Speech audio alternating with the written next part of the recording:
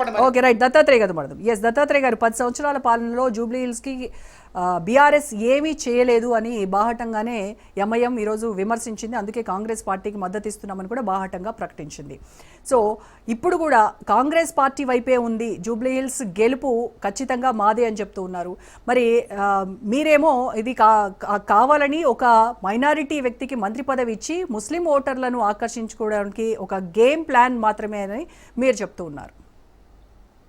Good evening రోజా గారు, మీకు రాజు news ప్రేక్షకులకు ప్యానెల్లో ఉన్నటువంటి మిత్రులకు నేనేమంటున్నానంటే హాస్యాస్పదంగా ఉంది. ఇవాళ 22 నెలలుగా మైనారిటీల వైపు తొంగి చూడని కాంగ్రెస్ పార్టీ దేశవ్యాప్తంగా మైనారిటీల ఓట్లు కావాలి, జూబ్లీ హిల్స్ ఎలక్షన్స్ వచ్చే వరకు జూబ్లీ హిల్స్ లో గత ఎన్నికల్లో 2వ స్థానంలో ఉన్నాడని వాళ్ళే చెప్తున్న అభ్యర్థిని ఒకేసారి తీసుకుపోయి మంత్రి పదవి ఇచ్చే పరిస్థితి తీసుకొచ్చారు. సరే, మంత్రి పదవి ఇచ్చిండ్రు, మంచిగానే ఉంది. ఆయన జాతీయ నాయకుడు, అంతర్జాతీయ నాయకుడు అని చెప్పేసి మిత్రుడు మానవతరాయ్ చెప్తా ఉన్నాడు. నిజంగానే జాతీయ నాయకుడే, అంతర్జాతీయ నాయకుడే అయితే మరి జూబ్లీ హిల్స్ ఎన్నికల్లో 2వ స్థానంలో ఉన్న వ్యక్తిని ఎందుకు పోటీలో పెట్టలేదు? మీకు ఎందుకు ధైర్యం సరిపోలేదు? ఆయనని ఇవాళ ఉటావుటిన మైనారిటీ సంఘాలకు సంబంధించిన మత పెద్దల, లేకపోతే ఆ సామాజిక వర్గానికి చెందిన కాంగ్రెస్ పార్టీ నేతల, లేకపోతే కాంగ్రెస్ పార్టీ భయపడిపోయిందా మైనార్టీ ఓటు బ్యాంక్ దూరం అవుతుందని ఇచ్చిండ్రు. సరే, మేము స్వాగతిస్తున్నామయ్యా, మంత్రి పదవి ఇచ్చిండ్రు, మంచిది. మా ప్రభుత్వంలో మేము మైనార్టీలని ఓటు బ్యాంకుగా మేము ఎప్పుడు చూడలేదు. రోజా గారు, ఇక్కడ కంపారిజన్ ఏంటంటే వీళ్లకు ఎన్నికలు ఉన్నప్పుడు మాత్రమే మైనార్టీలు గుర్తుకొస్తారు, అజారుద్దీన్ ఉరుగురున పరుగున తీసుకొస్తారు, అటు అసౌద్దీన్ ఓవైసీ బ్రదర్ని పిలిచి చేతులు కలుపుతారు, దండం పెడతారు, లేకపోతే చీకట్లో పోయి కలిసి ఏదో ఒకటి చేసి మాట్లాడుకొని వస్తారు. అయినా కూడా ఇక్కడ ఒక గొప్ప విషయం ఏంటంటే, నవ్వొస్తున్న విషయం ఏంటంటే బీహార్ లో ఎంఐఎం తో కుస్తీ, జూబ్లీ హిల్స్ లో తెలంగాణలోకి వచ్చేసరికి దోస్తి. ఇవాళ మరి ఎందుకు అసౌద్దీన్ బ్రదర్స్ ముఖం చాటేసిండ్రు? జూబ్లీ హిల్స్ ఎన్నికల్లో అభ్యర్థిని, కాంగ్రెస్ అభ్యర్థికి ప్రచారం చేయడానికి ఎందుకు ముఖం చాటేసిండ్రు అంటే సమాధానం లేదు. చెప్తున్నారు కదా, మాంసం తింటే ఎముకలు మెళ్ళ వేసుకుని తిరుగుతారా? అవసరం లేదు. సరే, ఇప్పుడు టైం వస్తే అప్పుడు వస్తారు. నేనేమంటా ఉన్నాను రోజా గారు, ఆ ఎముకలు ఏమైతుంది ఏందనేటువంటిది జూబ్లీ హిల్స్ ప్రజలు నిర్ణయిస్తారు. ఒకటి, రేవంత్ రెడ్డి గారు కాంగ్రెస్ పార్టీకి ముఖ్యమంత్రి. ఈ దేశంలో కాంగ్రెస్ పార్టీకి నాకు తెలిసి 3-4 ముఖ్యమంత్రులే ఉన్నారు. బీహార్ స్టార్ క్యాంపెయిన్ లిస్ట్ లో నుంచి రేవంత్ రెడ్డి అవుట్. అంటే బీహార్ లో నీ సేవలు చాలాయా బాబు, నువ్వు బీహార్ డిఎన్ఏ గురించి కానీ బీహార్ ప్రజల గురించి కానీ చాలా చులకనగా మాట్లాడినావా, లేకపోతే నీకు ఇక్కడ అవసరం లేదు అని ఆయనని అవుట్ చేసారు. జూబ్లీ హిల్స్ ఎన్నికల్లో ఇంత కాంగ్రెస్ పార్టీ గెలవకపోతే ఆయన ముఖ్యమంత్రి సీటు కూడా ఊడిపోతుంది అనేటువంటిది విశ్వసనీయ సమాచారం. సరే, అది ఏదైనా కానీ ఆయన ఇప్పుడు రేవంత్ రెడ్డి గారు ఏ స్థాయికి దిగజారిందంటే జూబ్లీ హిల్స్ లో గెలవడం కోసం, ఆయన అభ్యర్థిని గెలిపించుకోవడం కోసం వేయని వేషం అంటూ లేదు. అజారుద్దీన్కి మంత్రి, మరి ఆయన దగ్గర ఉన్నటువంటి హోంమంత్రి పదవిని ఎందుకు త్యాగం చేయలేదు? మేము అదే అడుగుతున్నామండి. ఇప్పుడు మేమేమంటున్నాము, మేము మైనారిటీలను ఓటు బ్యాంకు ఎందుకు చూడలేదన్నాం? మహమూద్ అలీ గారిని మేము తెలంగాణ రాష్ట్ర తొలి రెవెన్యూ శాఖ మంత్రిగా, ఆ తర్వాత హోం మంత్రిగా, ఇట్లా డిప్యూటీ సీఎం గా అంచెలంచెలుగా ఒక్క మైనార్టీకే కాదండి, మిగతా మైనార్టీ వర్గాల నేతలకు మేము కార్పొరేషన్ చైర్మన్స్ కానీ వాళ్ళకి ఇచ్చేటువంటి నిధుల విషయంలో దాదాపుగా 4,280 కోట్ల నిధులు కేటాయించినాము.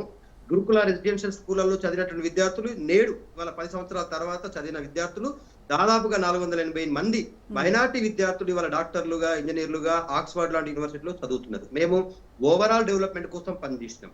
ఇంకొక విషయానికి వస్తే, మేము బీజేపీ లాగానో మతపరమైనటువంటి నిర్ణయాలు తీసుకుని ఒక మతాన్ని అందలం ఎక్కించి ఇంకో మతాలని అధాపాతాలకి తొక్కే రకం మాది కాదు. కేసీఆర్ గారు సర్వ మతాలకు ప్రతినిధిగా కొనసాగిండు తెలంగాణ రాష్ట్రంలో.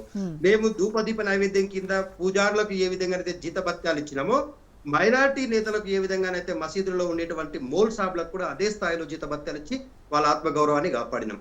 మేమేమంటా ఉన్నామంటే ఇవాళ నియోజకవర్గంలో మేము రైమత్పురాలో ఉన్నటువంటి కార్మిక నగర్ లో తిరుగుతా ఉన్నాం. ఈ రోజు కూడా నేను మాజీ ఎమ్మెల్యే గారు పిజేఆర్ తనయుడు విష్ణువర్ధన్ తో నేను కలిసి ప్రచారంలో పాల్గొని ఇప్పుడే వచ్చాను.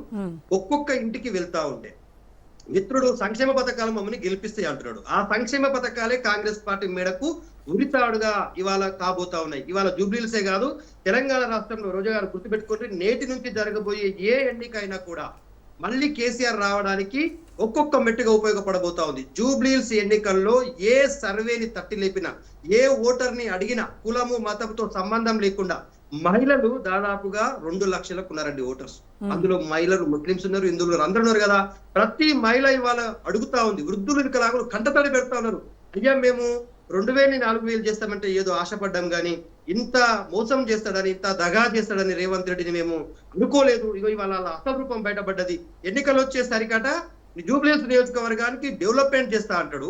అదే ఉస్మానియా యూనివర్సిటీలో ప్రెస్ మీట్ పెట్టిన దగ్గర రూపాయి లేదు, నన్ను కోసుక తింటారా, ఢిల్లీకి పోతే చెప్పులు దొంగతనం చేస్తారని చూస్తున్నారని చెప్పి చీప్ గా మాట్లాడతాడు.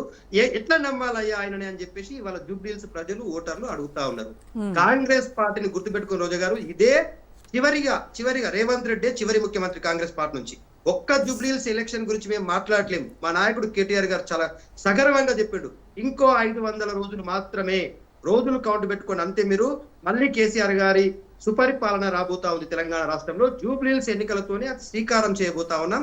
మేము ఇక్కడ ఉన్నటువంటి వర్గాలలో ఉన్నటువంటి కార్మికుల విషయంలో కానీ, ఆటో స్టాండ్ ఉంటుందండి రహమత్ నగర్ లో, కార్మిక నగర్ లో ఆటో స్టాండ్ లో ఉన్నటువంటి ఆటో కార్మికుల విషయంలో కానీ, మహిళల విషయంలో కానీ, వృద్ధులు వికలాంగుల విషయంలో కానీ, అక్కడ ఉన్నటువంటి అన్ఎంప్లాయిడ్ యూత్ విషయంలో కానీ మేము వెళ్ళి కలుస్తా ఉంటే కాంగ్రెస్ పార్టీ నాయకుడు అదే నియోజకవర్గానికి చెందిన వాడని చెప్పుకుంటున్నప్పటికీ కూడా వాళ్ళు వస్తున్నప్పుడు మాత్రం ఇక తప్పట్లేదు, మేము తలకాయలు ఊపాల్సి వస్తుంది, కానీ ఓటు మాత్రం మా గుండెల్లో ఉన్న బీఆర్ఎస్ పార్టీకి, కేసీఆర్ కే ఇస్తాం.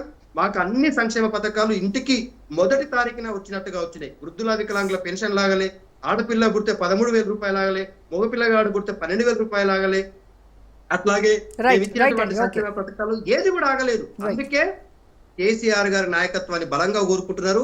ఈ మత రాజకీయాలను సృష్టించే బీజేపీనో, లేకపోతే ఎన్నికలప్పుడు మాత్రమే పెద్దమ్మ గుడి చిన్నమ్మ గుడిలో గుర్తుకొచ్చే బీజేపీ పార్టీకో, ఈ పథకాల పేరు చెప్పి ఓట్ల కోసం వచ్చేసి మైనార్టీ నాయకులను, మూల కూర్చున్న మైనార్టీ నాయకులను, ఓడిపోయిన నాయకులను తీసుకొచ్చి ఇవాళ ఒక్కటండి ఏమంటున్నారు తెలుసా మైనార్టీ నేతలు? మేడం ఒక విషయం చెప్తా ఉన్నా, కామారెడ్డిలో త్యాగం చేసిండు ముఖ్యమంత్రి కోసం షబీర్ అలీ, ఆయన పదవిని త్యాగం చేసిండు, ఆయన సీటు త్యాగం చేసిండు, నాయకుని కాదని, పార్టీ కోసం కమిట్మెంట్ ఉన్న నాయకుని కాదని అజారుద్దీన్కి ఇచ్చిండు.